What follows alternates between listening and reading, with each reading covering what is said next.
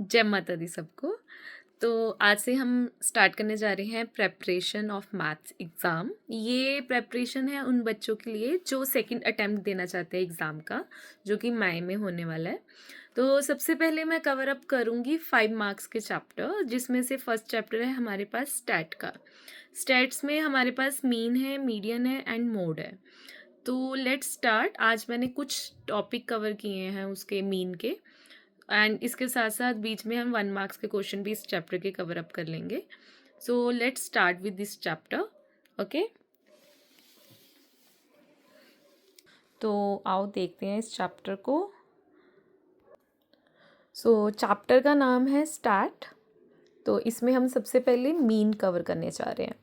अगर आपको याद हो तो class 6, 7th, 8th and even 9 में, not in 9th, class 6, 7, 8th में आपने एवरेज निकाला है। एवरेज क्या है? अनग्रुप डाटा, यानी कि आपके पास कुछ नंबर्स दिए जाते थे, ऑब्जर्वेशंस दी जाती थी। एग्जाम्पल के लिए लाइक आपके पास दिया जाए 2, 3, 3 एंड 4 एंड 5। तो आप लोग क्या करते थे? इन सारे नंबर्स को ऐड करते थे एंड डिवाइड करते थे नंबर ऑफ ऑब्जर्वेशन से। कितनी ऑब्जर्वेशन है? 1, 2, 3, 4, 5। तो ये था मेरा अनग्रुप डाटा, जिसे हम ग्रुप कर ऐड ऑन करते थे and divide by number of observation से, और उसे एवरेज बोल देते थे। वहीं से अगर हम एक स्टेप आगे आ जाएं, ये तो एक स्मॉल नंबर्स का डाटा था जिसको हम एवरेज की हेल्प से निकाल लेते थे। लार्ज डाटा को निकालना हो, जैसे कि स्कूल्स के बच्चों का डाटा निकालना हो, एग्ज़ाम्स का डाटा, नंबर्स का डाटा निकालना हो, तो कैसे निकलता है? तब हम हेल्प लेते हैं मीन की, जिसे बोलते हैं ग्रुप्ड डाटा। ओके, मीन का बेसिक फॉर्मूला क्या है? f1x1 plus f2x2 plus so on and fn xn divided by f1 plus f2 plus f so on and f upon n। अब आपको ये जानना है कि यहाँ पे ये x1 है क्या? x1 रिप्रेजेंट करता है ऑब्जर्वेशन ऑफ डाटा। बताती हूँ कैसे। जैसे कि आपने एक ये स्मॉल डाटा देखा, इसमें मेरे पास 2 कितनी बार आया? एक बार, ठीक है। ये मेरे पास क्या आ गया? एक xi। 3 कितनी बार आया? 2 टाइम्स। तो 3 मेरे पास क्या आ गया? xi। But how many times it occurs? 2 times. तो 2 मेरे पास क्या आ गई? फ्रीक्वेंसी। ओके, जिसे हम f1 या f से डोनेट कर रहे हैं।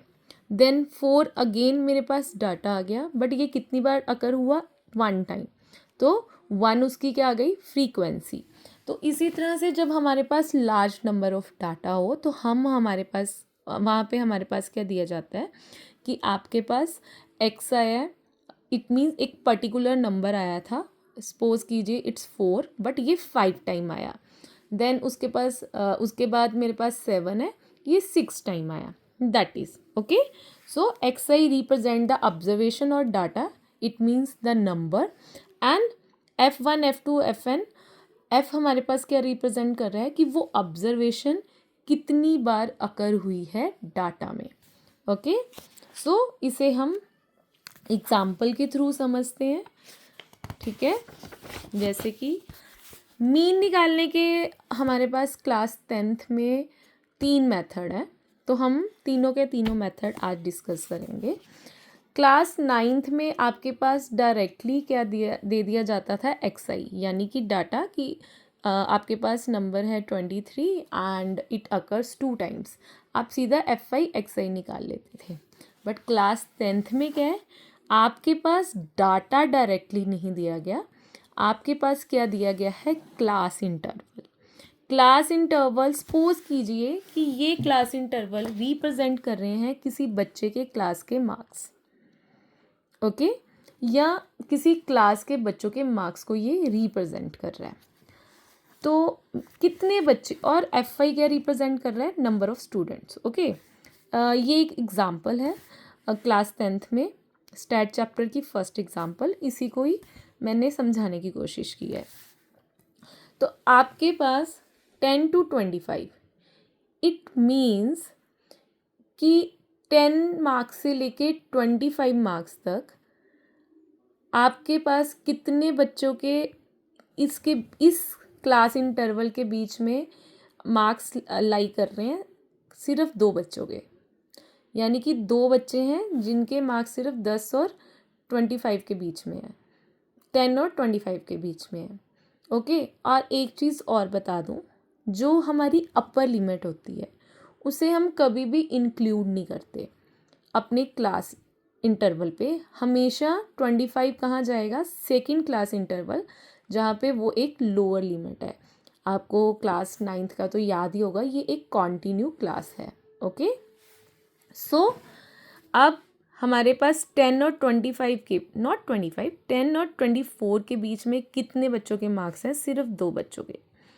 25 और 39 के बीच, यानी कि 40 के बीच कितने बच्चों के मार्क्स हैं? 3 बच्चों के।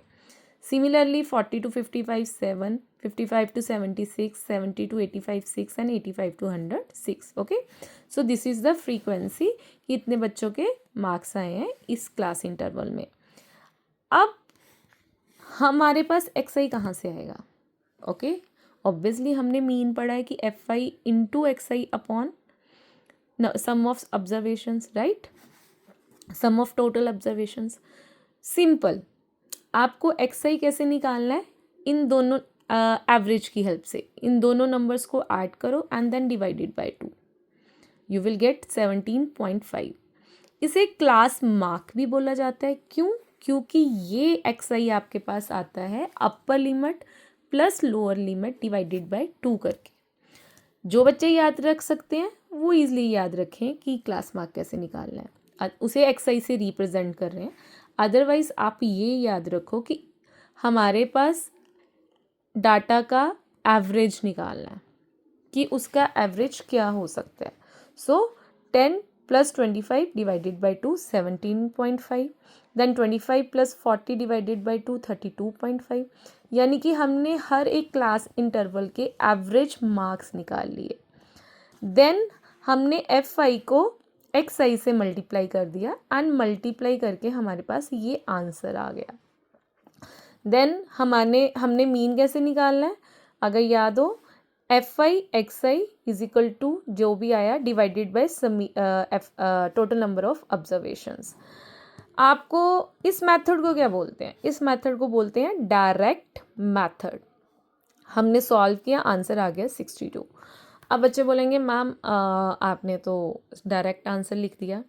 अब मैं यहाँ पे एक चीज़ बताना चाहती हूँ आप सबको, ये आपके पास जितनी भी क्लास मार्क्स आई हैं ईज़िली निकाल सकते हो। Division by 2 is not tough.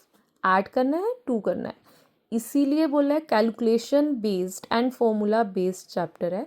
आपको अपनी कैलकुलेशंस को इम्प्रूव करना है। ओके, देन आपने इन दोनों को मल्टीप्लाई किया and you will get 35। Then आपने इन दोनों को मल्टीप्लाई किया 97.5। कहीं पे एक पॉइंट की भी अगर आपसे मिस्टेक हो गई तो पूरा का पूरा क्वेश्चन आपका गलत हो जाएगा, क्योंकि आपकी कैलकुलेशन ही गलत हो गई। ये आपका फर्स्ट स्टेप है कैलकुलेशन का, यही गलत हो गई, आपका रेस्ट ऑफ आंसर क्या हो जाएगा? सारा गलत, और मार्क्स वहीं पे डिडक्ट हो जाएंगे। ओके, क्योंकि आपको ये 2 चीज़ें तो क्वेश्चन में ही गिवन होंगी, बाकी तो आपको खुद से निकालना है। So this one is the first method, called it direct method. अब चलते हैं सेकंड मेथड पे। सेकंड मेथड का नाम है अज्यूम्ड मीन मेथड। इस मेथड की ज़रूरत क्यों पड़ी? इसलिए कि जब आपने यहाँ पे मल्टीप्लिकेशन की एफ आई एक्स आई की तो आपके पास बिग नंबर्स आ रहे थे कैलकुलेशंस के। उस कैलकुलेशन को रिड्यूस करने के लिए अज्यूम्ड मीन मेथड को यूज़ किया गया, यानी कि एक स्टेप आगे एक्स आई निकालने के बाद आपने क्या निकाली? एक डेविएशन। डेविएशन कैसे आई? हर एक क्लास मार्क्स से अज्यूम्ड मीन को आप माइनस करोगे। ओके, अब अज्यूम्ड मीन कौन सा लें? अब हमें ये कैसे पता चलेगा? आपको ये याद रखना है, जो आपके पास जहाँ पे आपके पास फ्रीक्वेंसी हाईएस्ट होगी उसी फ्रीक्वेंसी की हमें क्लास मार्क्स लेनी है। अगेन आई रिपीट, जहाँ पे फ्रीक्वेंसी हाईएस्ट होगी उसी फ्रीक्वेंसी की हमें क्लास मार्क्स लेनी है। देन xi माइनस ए यानी कि assumed mean and we will get our deviation यानी कि डी हमें मिलना शुरू हो जाएगा। अब पहले देखिए 17.5 में से हमने माइनस किया 47.5, तो remember plus minus is minus and whatever the sign a big number has that the same sign our answer get. So big number के आगे माइनस का साइन है, that's why there is a -30, then -15, then 0, 15, 30 and 45। Then उसके बाद next step क्या आया, अब xi का तो रोल ख़त्म हो गया। ओके, इस वाले कॉलम के अब कोई भी रोल नहीं रहा, तो अब हमने क्या निकाला, fi di निकाला, उसे मल्टीप्लाई किया, देन एडिशन की, देन अगेन हमने अपने सम ऑफ ऑब्जर्वेशंस निकाली। अब अज्यूम्ड मीन मेथड निकालेंगे। ये चीज़ याद रखें, ज़्यादातर हम इसमें एडिशन ही करते हैं, मीन का मतलब एडिशन। तो जिस अज्यूम्ड मीन को माना है, जिसके ऊपर नाम रखा गया इस मेथड का, उसे हम ऐड भी तो करेंगे। So a plus summation fi di upon summation fi। Okay, तो आपके पास a की वैल्यू क्या है 47.5 plus 435 upon 30 and then you solve it and you get answer. अब यहाँ पे मैं एक और टिप देना चाहती हूँ। बच्चे मिस्टेक क्या करते हैं, बच्चे क्या करेंगे, यहाँ से एलसीएम लेंगे, सॉरी डेसिमल रिमूव करेंगे, उसे अपॉन 10 बनाएंगे एंड एलसीएम लेना शुरू कर देंगे। कई बच्चे इस तरह से कैलकुलेशन करते हैं, वो गलत हो जाएगा आपका। आप इसे डिवाइड करें 5 के टेबल से, नीचे 15 आ जाएगा। जिनको 15 का टेबल इजी लगता है वो डायरेक्टली से डिवाइड करें 15 के टेबल से। अदरवाइज 30 के टेबल से 435 को डिवाइड करना मोस्ट ईजीएस्ट वे है। ओके, और आप साथ साथ में थोड़ा सा अपनी ट्रिक्स सीखें वैदिक मैथ्स की, डिवाइड करने की, मल्टीप्लिकेशन करने की, क्योंकि अभी आपकी कैलकुलेशंस यानी कि डायरेक्ट चेक होंगी। आपने इसको कैसे ऐड किया वो चीज़ें चेक नहीं होंगी। लाइक अगर आप रफ में 435 को डिवाइड कर रहे हो 30 से, चाहे तो आप यहाँ पे साइड पे लाइन लगा के कर रहे हो, पीछे से कर रहे हो, डायरेक्ट यहाँ पे आंसर लिख सकते हो, या कटिंग करके कर रहे हो तो आंसर लिख सकते हो। अब आपके स्टेप्स, कैलकुलेशन के स्टेप्स नहीं चेक होंगे। I hope you got this point. So उसके बाद आपके पास देखिए सेम आंसर आ गया, बट समटाइम्स हमारे आंसर वेरी कर जाते हैं। ये लकीली सेम आंसर आ गया। Then let's go to the third method. Third method is the step deviation method. Step deviation method means कि आपने अपना fi और क्लास इंटरवल आपको गिवन था, आपने वहाँ से पहले xi निकाला, देन आपने di निकाला। अब आप एक स्टेप और अप हो गए, यानी कि एक स्टेप ऐड ऑन कर दिया इस डिविएशन में, तो इसीलिए इस मेथड का नाम है स्टेप डिविएशन मेथड। देन आप अब स्टेप डिविएशन मेथड में हम उस स्टेप को किससे रिकॉग्नाइज करते हैं, ui से। ui का क्या मतलब है, di यानी कि xi माइनस ए की जो भी वैल्यू आई है divided by h, where h क्या है आपकी क्लास साइज। क्लास साइज कैसे निकालते हैं, upper limit minus lower limit. तो यहाँ पे मेरी क्लास साइज क्या है 15। ओके, देन आपने इसको ui निकाला। देन अगेन इस कॉलम का कोई भी रोल नहीं है, इस कॉलम का कोई रोल नहीं है, इस कॉलम का रोल है। तो अब हम क्या निकालेंगे, fi ui निकाला, उसकी एडिशन की 29। देखिए जब हमने fi xi निकाला था तो आपके पास जो कैलकुलेशंस आई थी ना करके fi xi की, वो आई थी 1860 थाउजेंड्स में। देन आपने fi di निकाला तो हंड्रेड्स में आ गई। अब fi ui निकाल रहे हो तो आपके पास ये टेंस प्लेस में आ गई, यानी कि कैलकुलेशन स्मॉल होती जा रही है, ईजी होती जा रही है। ठीक है, देन अब हमारे पास इसका फॉर्मूला क्या है मीन का, a ए मीन्स, क्योंकि अज्यूम्ड मीन ऑब्वियसली हम इसे ऐड ऑन करेंगे, प्लस एच मल्टीप्लाई होगा। क्यों? क्योंकि यहाँ पे वो उसे डिवाइड कर रहा है तो उसका ऑपोजिट यहाँ पे लगा, प्लस एच मल्टीप्लाई किससे हो रहा है? H summation F I U I divided by summation F I. F I is the number of observation. हर क्वेश्चन में आपके पास टोटल नंबर ऑफ ऑब्जर्वेशंस का एक रोल रहा ही रहा है। Then you solve it, easily solve हो जाएगा। 15 1 ज़ा 15 एंड 15 2 ज़ा 30 एंड 29 को आप 2 से ईजिली डिवाइड कर सकते हो and then you will add on and get your answer, that is 62. Okay, so आपको जब भी मीन के रिगार्डिंग कोई क्वेश्चन आए तो आपको उस क्वेश्चन को पढ़ने के लिए 2-3 चीज़ों का ध्यान करना है उस क्वेश्चन को सॉल्व करने के लिए। फर्स्ट चीज़ आपको ये देखना है कि क्लास इंटरवल आपका क्या हो, कॉन्टीन्यू क्लास हो। क्लास आपकी डिसकॉन्टीन्यू नहीं होनी चाहिए सबसे पहले। सेकंड, आपने क्या देखना है कि आपसे क्वेश्चन में डायरेक्टली तो नहीं पूछा गया कि क्वेश्चन को सॉल्व करें डायरेक्ट मेथड से या अज्यूम्ड मीन मेथड से या फिर स्टेप डिविएशन मेथड से। ओके, आपको स्पेशली कुछ मेथड मेंशन तो नहीं किया गया। अगर आपको दोनों, अगर आपकी क्लास भी कॉन्टिन्यू है और आपको कोई मेथड सॉल्व मतलब स्पेशली मेथड कोई मेंशन भी नहीं किया गया, तो उस केस में आपने क्या करना है, अपने क्वेश्चन को ऑब्जर्व करना है। कैसे करेंगे? हम अपना क्वेश्चन देखेंगे और एक्स आई निकालेंगे। अगर हमें लगेगा कि एक्स आई जो है हमारे पास उनके बिग नंबर्स हैं, ओके, अगर एक्स आई के नंबर्स बिग हैं, हमें इन्हें कुछ स्मॉल करना है और कैलकुलेशंस भी इजी नहीं है, इधर से फ्रीक्वेंसी के भी नंबर्स हैं, तो हम क्या करेंगे, खुद से डी आई निकाल लेंगे, यानी कि ज्यूम्ड मीन मेथड निकाल देंगे। और अगेन आई रिपीट, ए हम किसे मानते हैं? जिसकी फ्रीक्वेंसी हाईएस्ट हो उसी के क्लास मार्क को ए माना जाता है। देन आपके पास क्या आ जाएगा? अज्यूम्ड मीन आ जाए, डी आई आ जाएगा, यानी कि डिविएशन आ जाएगा। Okay, then step deviation method कब लगेगा?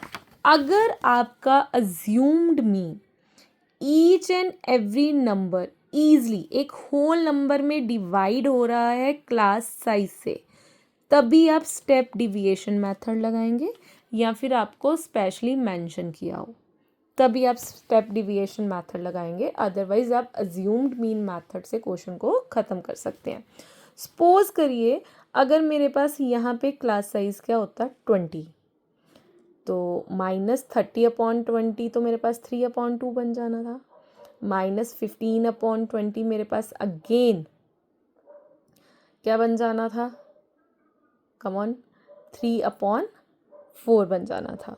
ठीक है, -3/4, तो वो मेरे फ्रैक्शंस में, या फिर हम कह सकते हैं उसको हम डेसिमल में कन्वर्ट करेंगे और डेसिमल्स में आंसर आना था।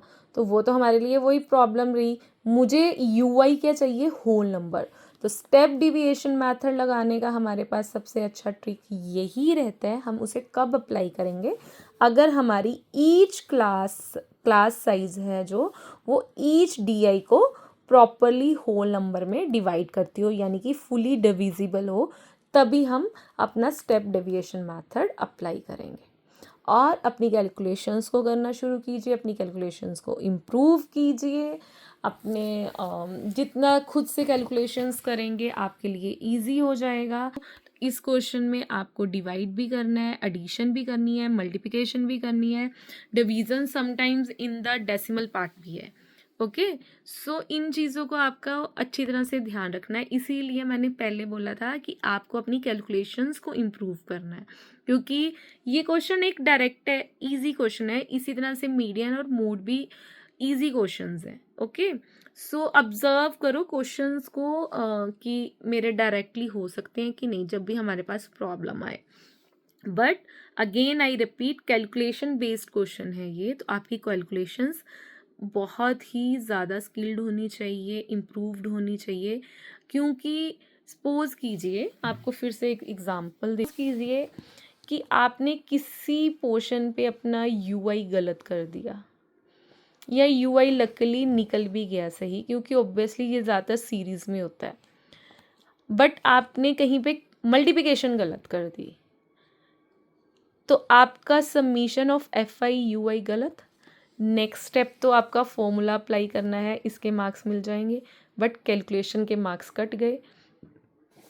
टेबल बनाने के आपको 1 और 2 मार्क्स मिल जाएंगे, 1.5 मिल जाएंगे। फॉर्मूला अप्लाई करने के आपको 1 मार्क्स मिल जाएगा, यानी कि आउट ऑफ 5 2.5 मार्क्स आए। 2.5 मार्क्स कट गए, क्यों? आपकी अपनी गलती से, क्योंकि आपने प्रैक्टिस नहीं की कैलकुलेशन करने की, आपकी कैलकुलेशन गलत होने के कारण। तो आपकी कैलकुलेशन किसी भी स्टेप पे गलत नहीं होनी चाहिए। So start doing the calculations from today. So मिलते हैं नेक्स्ट वीडियो पे। Please for more content follow my channel, and till then, Jai Mata the, good night.